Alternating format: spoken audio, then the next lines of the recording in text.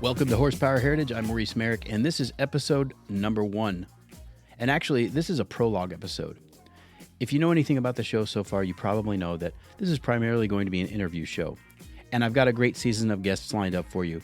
Some of the most interesting people in the auto and motorcycling world. We're talking about photojournalists, collectors, restorers, custom builders, professional race drivers, all kinds of cool people. It's been really exciting putting season 1 together, and I can't wait to share it with you. But today, what I want to do is I want to kind of take a deep dive into some automotive history.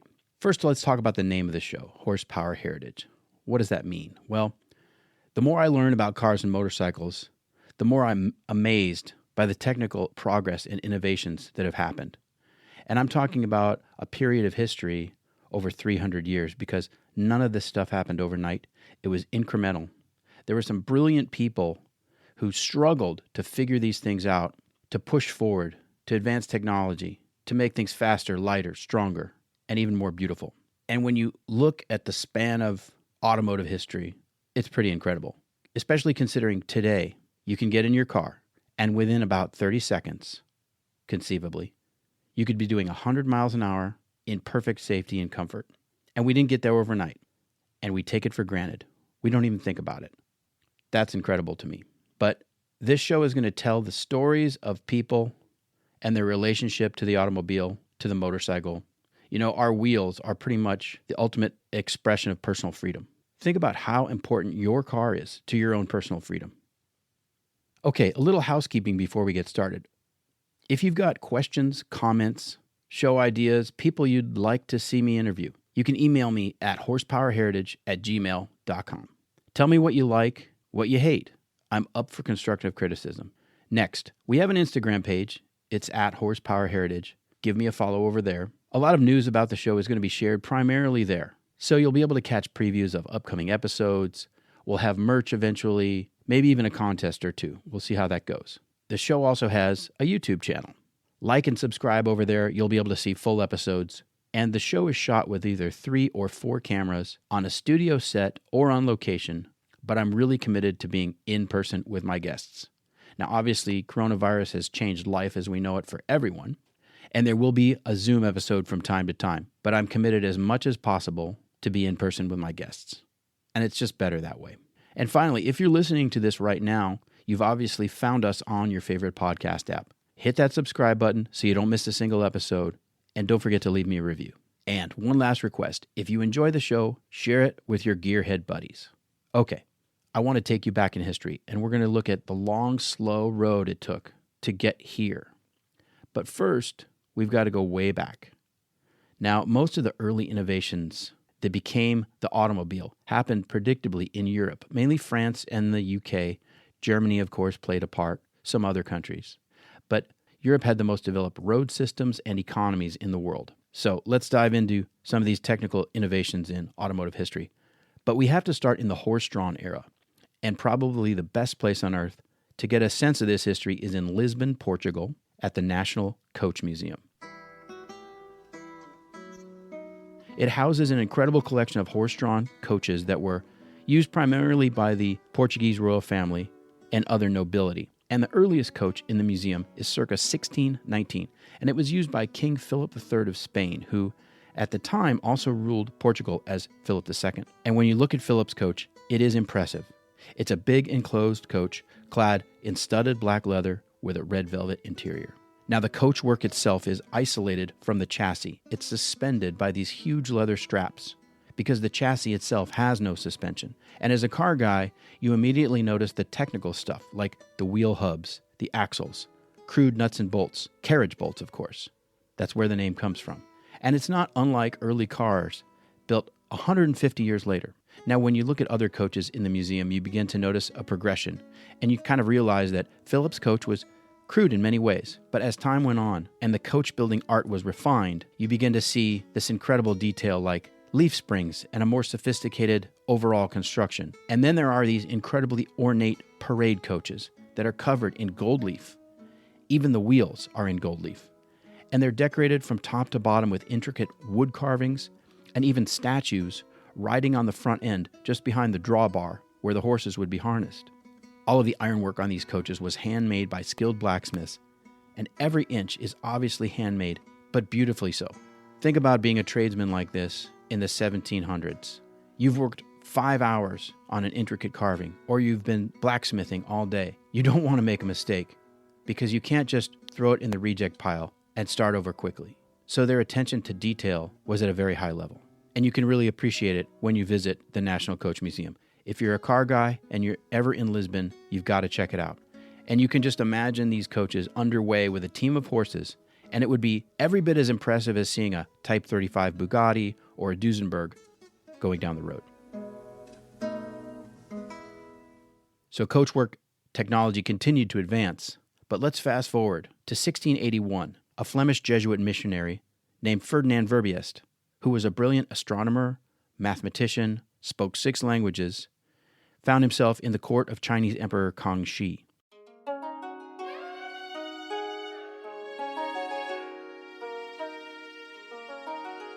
And he became the court astronomer.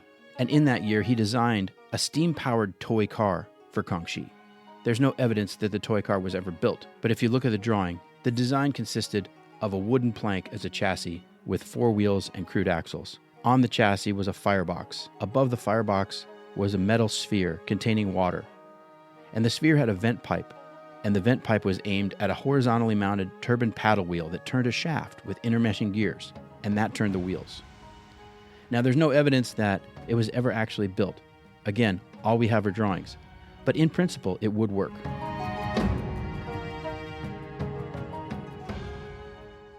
It would be almost 90 years before a true self-propelled, full-scale vehicle would be field tested. In 1769, a French army captain named Nicolas Cugnot built a 3-wheeled, steam-powered gun tractor that was intended to haul cannon. You can imagine how many horses it would take to field heavy cannon in those days. And if Cugnot's gun tractor proved effective, it could change the game for the French army, give them a tremendous advantage on the field of battle. I'll describe it. Just imagine a giant kettle made of copper hanging way out in front of a tricycle wagon. The wagon itself was made of heavy oak timbers and iron strap, and it weighed 3 tons. And the idea was to sling the cannon under the chassis, which would also counterbalance the kettle hanging way out front. Now, the kettle was an integrated copper firebox and steam boiler, which would power 2 pistons connected to a pawl and ratchet mechanism on either side of the front wheel. Just imagine a socket wrench, how you can only turn it one way at a time. That's the kind of mechanism that Cugnot used to turn the front wheel. Now, the pistons and ratchet mechanism were arranged so that their stroke would be opposite. One piston would be up, the other would be down. The wheel would always be turning, and during this cycle there would be a momentary freewheeling until the next ratchet engaged. The Cugnot tractor had tiller steering. Well, not quite tiller steering. It took multiple revolutions of the tiller to turn the wheel to lock.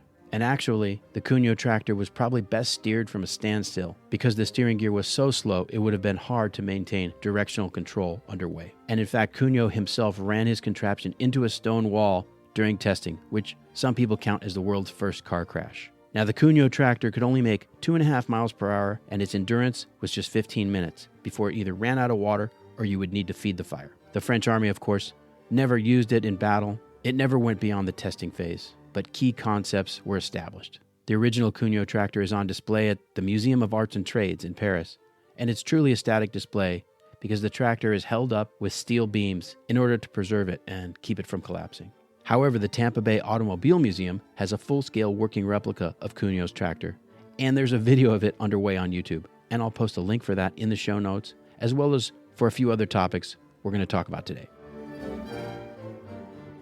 I'm going to take a little detour right now. You know, the EV industry has done a pretty good job of reminding consumers that electric vehicles are not new, and I think that's smart because there are a few things that people are concerned about with electric vehicles. Number 1, reliability. Number 2, longevity. And number 3, range. But the first crude electric car was built by a Scotsman named Robert Anderson in 1832. It was basically an electric carriage. The big problem with Anderson's carriage, though, is that rechargeable battery technology hadn't been invented yet. However, the first practical electric carriage came in 1881 after the invention of lead-acid batteries. And then in the 1890s, an English inventor named Thomas Parker, who's been described as the Thomas Edison of England, developed a practical electric car. Basically, it was a true horseless carriage. And Parker was an industrialist. The car was just a side project for him. He had a lot of different businesses, including building the electrical grid in areas of London and other cities. And by the way, if you think electric scooters and bicycles are new, not so. They were being used in Paris in the 1880s. And that brings us to steam power.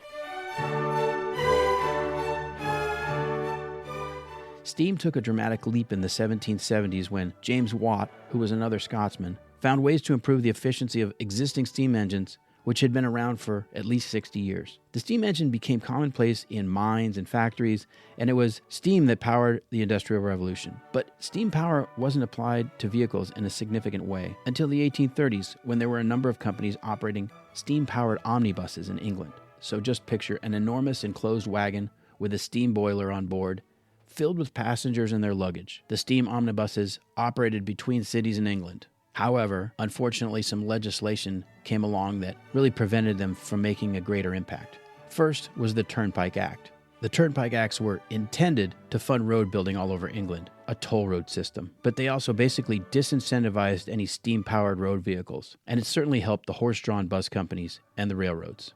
It got even worse. Other legislation basically barred self-propelled vehicles in Britain. For example, the Locomotive Act put strict speed limits on all, quote, road-going locomotives.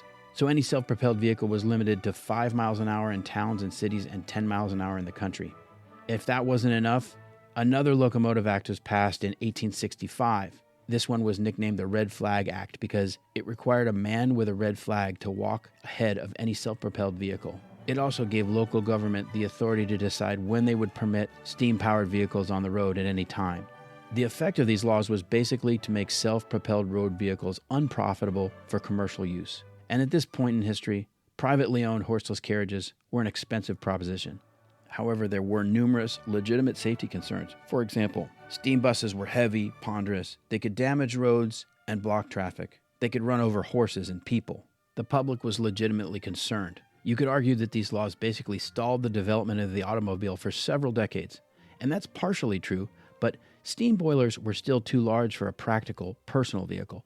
What would really change that was the petroleum industry, which began to grow dramatically in the 1850s. Crude oil and tar that come to the surface have been used by humans for thousands of years, but the trick was in the refinement process, and that's what really took off in the 1850s. Also, the power of the steam engine allowed wells to be drilled rather than dug by hand, and so multiple discoveries and technologies converged, and the oil business was soon booming around the world. The next big breakthrough was the internal combustion engine, and we'll talk about that next. Now, an external combustion engine is where a working fluid is contained in a vessel and then heated by combustion from an external source. Early steam engines are the prime example. Think back to Cugnot's tractor with its kettle of water heated by the firebox below. But the internal combustion engine is one in which the heating happens inside a chamber. And for this to happen efficiently, we need a sealed chamber and a piston. We need fuel, we need oxygen, and we need an ignition source. And the piston has to seal tightly against the cylinder but still move freely, which means we need a good lubricant. And finally, we need a way to cool the machine or it won't run for very long. Many principles and mechanisms of steam engines were applied to early internal combustion engines. One type was the vacuum engine, and here's how it worked. A flame was directed inside a cylinder, and the heated air pushed the piston to the other end. At the end of the stroke, the piston was cooled by water circulating around it, and that caused a drop in pressure inside the cylinder, or a partial vacuum. At that point, the atmospheric pressure on the crank side of the piston was greater, which then pushed the piston back to its starting point. Remember, we're talking about an open crankcase. One early vacuum engine had a displacement of almost 9 liters, but only developed 4 horsepower. It was enough to power a carriage and later a boat, but it was a bit of a technological dead end as a propulsion system. But we have to remember that propulsion was not the focus of these engines in the first place. The goal was to develop and produce a reliable and efficient industrial engine. These were single-speed engines with no throttling capability, so decades of experimentation through the mid-19th century moved the needle in fits and starts. And one of the men trying to make the next breakthrough was a German engineer named Nicholas Otto, O-T-T-O. He was part owner of the largest stationary engine manufacturer in the world, and for 15 years he'd been designing and testing engines of various types. In 1862, he'd constructed a 4-stroke stationary engine that self-destructed within moments of running for the first time. 4-stroke engine. What are the 4 strokes? We know them well: intake, compression, power, and exhaust. It's one of the first things you learn about engines if you're a car guy. So Otto had one of the key design elements of the future of internal combustion, but his machine blew itself up. Now we can assume that he was undeterred. After all, he'd been at it for a long time, but he was clearly stuck. The game changer, though, was probably the arrival of two new employees, Gottlieb Daimler and Wilhelm Maybach. Their expertise and formal education helped push the four-stroke engine development forward, and ultimately, a successful Otto engine was produced in 1876. It was a triumph, but Daimler and Otto didn't have the same ambitions. Otto was focused on industrial power, while Daimler wanted to build a small, variable speed engine that could power vehicles, and Maybach felt the same. The three men parted ways in 1880, but not before Daimler had found a way to use the four-stroke engine design for his own purposes. Because Otto held a patent on the four-stroke engine, Daimler was worried he would be shut out of that technology. So he hired a lawyer, and the lawyer discovered an earlier patent in France for a four-stroke engine. Daimler then went to court and had Otto's patent overturned on the grounds it was not an original concept. That opened the door for Daimler to move ahead with his own designs, using a different ignition system called a hot tube ignition, and then later a Bosch electric spark system. For fuel, they used mineral spirits, which were by that time a common drugstore item used as a cleanser. And they developed a carburetor to improve the fuel-air mixture and delivery. Their engine was installed in a crude motorcycle in 1885, making it the first internal combustion-powered motor vehicle. The motorcycle itself looks like a hobby horse with wooden wheels and a very uncomfortable saddle. It had no suspension, and it looks like it was no fun to ride. But just 60 miles from Daimler's workshop, yet another young mechanical engineer was on the verge of a singular achievement. His name was Carl Benz. And at 41 years old, he had built the world's first automobile. He called it the patent Motorwagen. Here are the details. 3 wheels, tiller steering, a 900cc, 1 horsepower, flat single-cylinder motor. The counterweighted crank was connected to a flywheel, which was in turn linked to a pair of bevel gears oriented 90 degrees from each other. And that transferred power down a shaft, which turned a drum. The drum turned a leather belt, which turned the axles, which turned a shaft connected to chains that finally transmitted power to both rear wheels. Benz also used a carburetor, a spark ignition system, and an evaporative water cooling system. Carl Benz had one problem, though. He was trapped in a sort of R&D purgatory, and he really hadn't given much thought to marketing or sales. He hesitated to actually use the Motorwagen and kept tinkering. Put yourself in his position. Keep in mind that the public was not necessarily open to this new kind of machine. The road system wasn't great. The infrastructure for fuel, parts, and service didn't exist. And certainly the machine would be expensive. Benz probably thought the marketplace was very limited and people were going to be skeptical. He was at a low point and he genuinely feared the whole thing would be a disaster. To make matters worse, the seed money for this whole thing had come from his wife, Bertha. Her family was wealthy and she had spent her entire dowry supporting Carl's efforts. The Benz family had sunk its fortunes in the project, and without a commercial success, it might well ruin them. So Bertha was frustrated, but she believed in her husband, so she did the only thing she could do.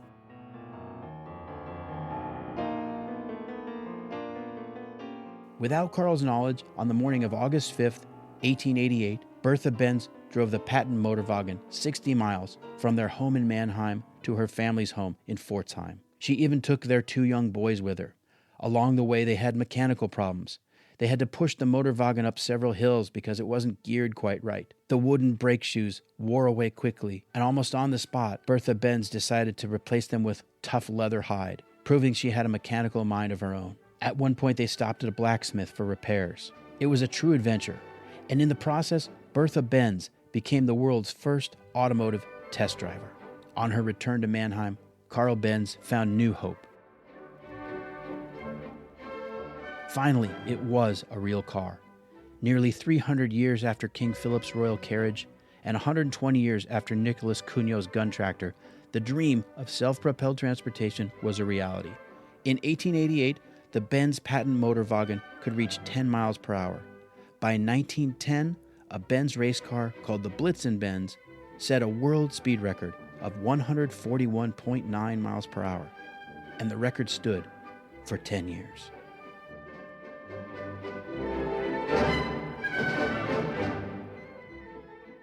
And that brings us to the dawn of the 20th century, and we'll have to leave it there for now, but I hope you enjoyed this episode. If you did, don't forget to subscribe and leave us a review. I'm Maurice Merrick, and I'll be right here for the next episode of Horsepower Heritage. Thanks for listening.